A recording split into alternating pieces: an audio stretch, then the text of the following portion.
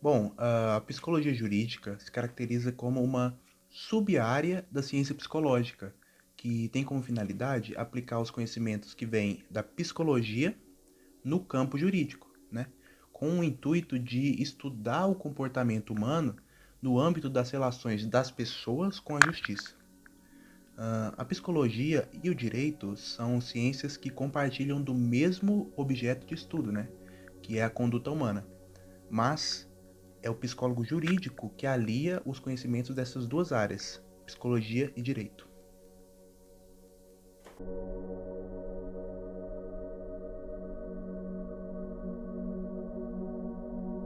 Bom, certamente a diferença principal que existe dessa profissão é a relação que a psicologia tem com o direito, né? E por mais que pareçam áreas de profissões que são muito diferentes, elas têm certa semelhança no que se refere a sofrimento, né? A instituição judiciária é sempre um lugar de trabalho com sofrimento, e é um sofrimento que advém do mal-estar da própria cultura.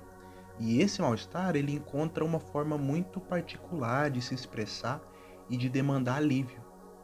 E é nesse lugar que se propõe a existência de um ideal de justiça, que é próprio do direito, mas que é a outra diferença principal da psicologia jurídica. Ela trabalha em cima desse ideal de justiça. Porque a própria justiça moderna, ela se sustenta sobre conceitos revolucionários de liberdade, igualdade e fraternidade. E a democracia é a sociedade dos cidadãos, que são considerados assim quando eles têm alguns direitos que são reconhecidos, direitos fundamentais, inclusive. O psicólogo jurídico, ele auxilia nessa tentativa de se sustentar esse ideal de justiça. Ele analisa a multicausalidade, que é uma palavra muito importante, que envolve o sujeito quando ele comete algum dos delitos. Então, o trabalho do psicólogo jurídico é sempre tentando estabelecer a justiça, tentando refrear as injustiças que acontecem no ambiente jurídico.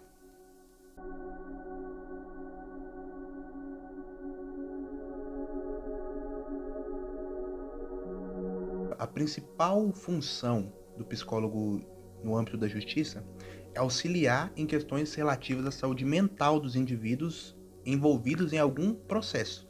Então, as funções dele derivam dessa função. Ele atua só nos casos onde se faz necessário uma inter-relação entre direito e psicologia, como, por exemplo, no caso de adoções, violência doméstica, novas maneiras de se atuar em instituições penitenciárias e entre outros. Historicamente, a primeira demanda que se fez à psicologia em nome da justiça ocorreu no campo da psicopatologia. Os psicólogos eram chamados a fornecerem um parecer técnico, pericial, em que, através do uso não crítico, e isso é importante, dos instrumentos e técnicas de avaliação psicológica, eles emitiam um laudo informando a instituição judiciária, através de seus representantes, um mapa subjetivo do sujeito que estava sendo diagnosticado. Atualmente, a escuta precisa ser crítica. Por exemplo, os adolescentes se tornaram um problema social e alcançaram projeção principalmente pelas questões de delitos juvenis, da delinquência. Por um lado, é dever social a intervenção da justiça, mas por outro, é direito deles serem ouvidos, e não uma escuta que se reduz ao individual, mas que, considerando-o, possa estar aberta à multicausalidade do ato humano. Escutar o crime é tarefa que se impõe atualmente para que novas formas de intervenção possam ser propostas.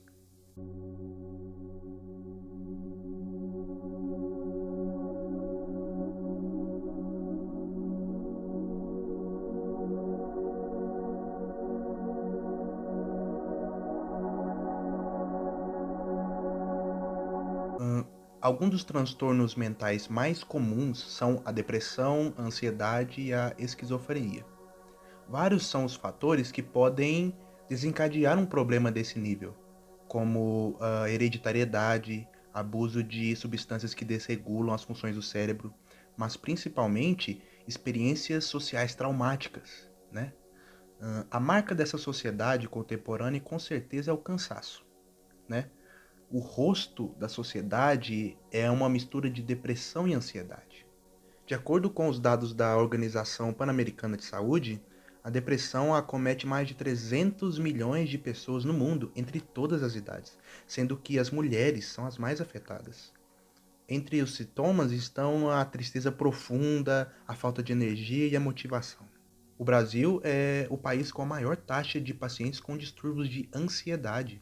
Cerca de 24% da população sofre com o transtorno.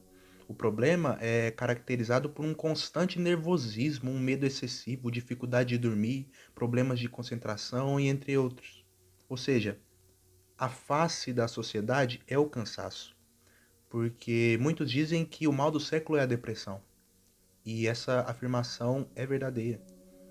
É a depressão que dá a cara a essa sociedade, a ansiedade que dá o rosto a essa sociedade.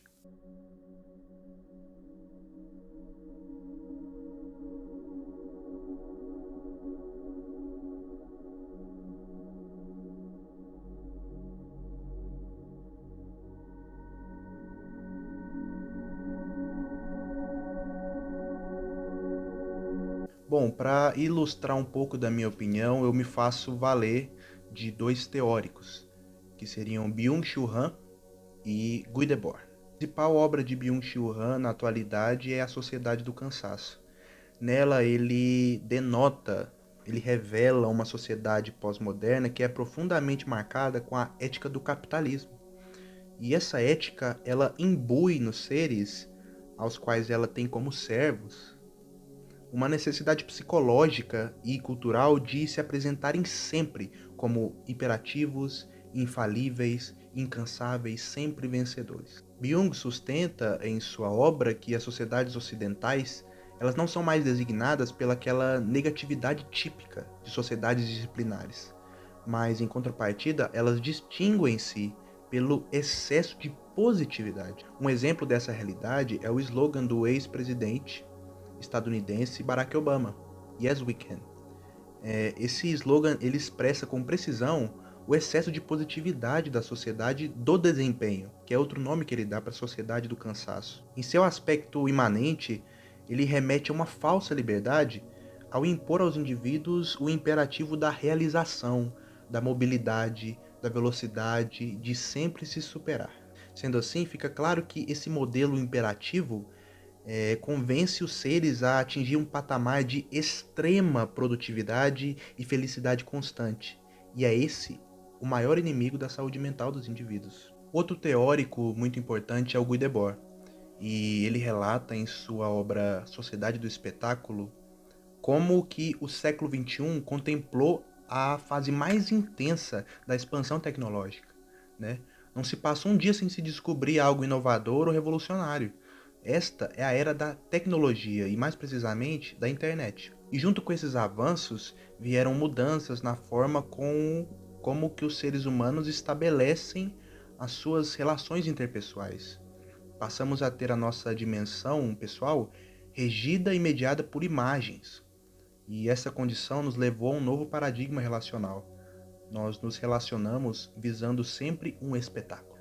Palavras do próprio Debord. Toda a vida das sociedades nas quais reinam as modernas condições de produção se apresenta como uma imensa acumulação de espetáculos. Tudo o que era vivido diretamente tornou-se representação. O espetáculo não é um conjunto de imagens, mas uma relação social entre pessoas, mediada por imagens. Importa mais do que tudo a imagem, a aparência, a exibição. A ostentação do consumo vale mais que o próprio consumo. A aparência se impõe à existência. Parecer é mais importante do que ser. Sendo assim, torna-se claro que a humanidade passa por um processo de enfraquecimento dos seus laços sociais. E isso é causado pela influência da modernidade e da pós-modernidade. É um fato que se relaciona diretamente com o aumento exponencial dos transtornos mentais. Por meio da análise da saúde das pessoas enquanto instância multicausal, que se mede o grau da influência de uma cultura sobre estas. E então, é possível qualificar essa influência como positiva ou negativa. Esse novo paradigma relacional nos mostra que, se realmente isso for um espetáculo, então é uma tragédia.